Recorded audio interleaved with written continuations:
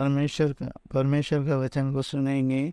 उत्पत्ति का 31 अध्याय 42 वचन। मेरे पिता का परमेश्वर अर्थात इब्राहिम का परमेश्वर, जिसका भाई इसहाक भी मानते हैं, यदि मेरी और ना होता तो निश्चय तुम अब मुझे सच्चे हाथ जाने देता। मेरे दुख और मेरे हाथों के परिश्रम की देखकर परमेश्वर ने बीती हुई रात में मुझे डपा डपा। तो ये कौन बोल रहा है? याकूब बोल रहा है। याकूब का जो मामा है परिश्रम कर रहा था, 14 साल तक है ना, उसकी भेड़ बकरियों को चराता था याकूब मामा के पास। इसलिए कि परमेश्वर ने जब भी उनको उसके मामा के पास गए थे, वो भाई भाइयों में झगड़ा हो गया, वो मामा के पास आ गया था। इसलिए वो उसकी मामा का परिश्रम करता था, भेड़ बकरी चराता था। उसकी मामा का लड़की से वो शादी किया, दो लड़की से। एक का नाम रिबिका, एक दूसरे के नाम लेमा करके हैं। तो ये दोनों के बारे में वचन लिखा है। वचन में ये कहता है कि वो वापस अपने देश जाना चाहता था। जब भी उसका मामा वो जो मेहनत किया हुआ पैसा देने के लिए मना करता था। जब भी उसको बहुत सारे दुख आते, इतने साल मैंने मेहनत किया, मेरा मामा को ईमानदारी से मैंने काम किया, लेकिन ये मेरे को देने के लिए नहीं दे रहा करके वो दुख में रहता था। जब भी परमेश्वर उसकी मामा को प्रकट होता है, उससे कहता है, भैया उसने जो ईमानदारी से काम किया उसका पैसा तुम्हें देना ही पड़ेगा।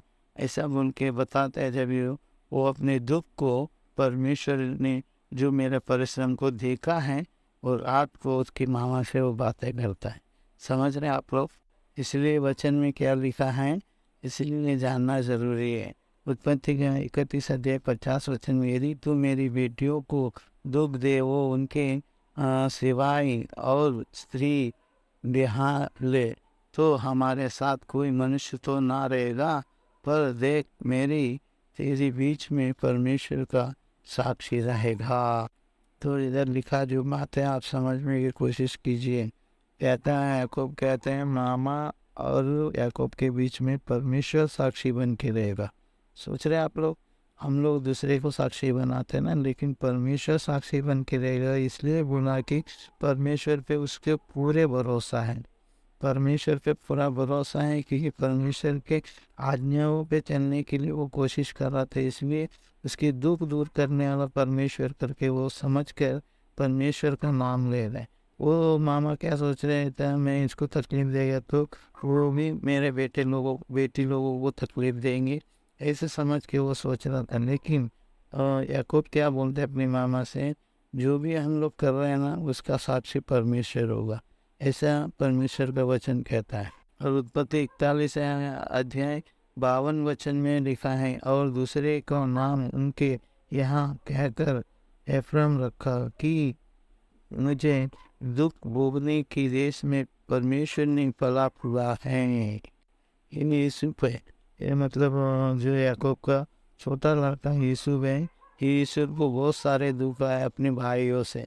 दुख आने के बावजूद भी वो अच्छे जीवन जीने के लिए परमेश्वर ने उनको रास्ता दिखाया, अच्छा जीवन जिया। जब उसकी दूसरी लड़का हुआ था, वो कहने लगा ये बात, मेरे को दुख भोगने से देश में परमेश्वर ने फला फूला करके, और वो कहता है, इसलिए तुम भी इस देश में दुख भोगते हो, या दुख आती हैं, परेशानी आती हैं, तकलीफ आती है, लेकिन परमेश्वर तुम्हें फले फूलेगा। तो कैसे फलेंगे? तो परमेश्वर पे विश्वास रखने से, और परमेश्वर को मानने से, और परमेश्वर के वचन को जानने से ये सारे काम होएगा। इसलिए ध्यान रखिए, परमेश्वर में बने रहिए और विश्वास कीजिए, वचनों को पढ़िए, निकाल के बाइबल में अंदर से पढ़िए, सच्चाई जानिए, सच्चा परमेश्वर यीशु मसीह करके विश्वास कीजिए। ये वीडियो को लाइक कीजिए, शेयर कीजिए, सब्सक्राइब कीजिए, और परमेश्वर के वचन को सुनिए। आमीन।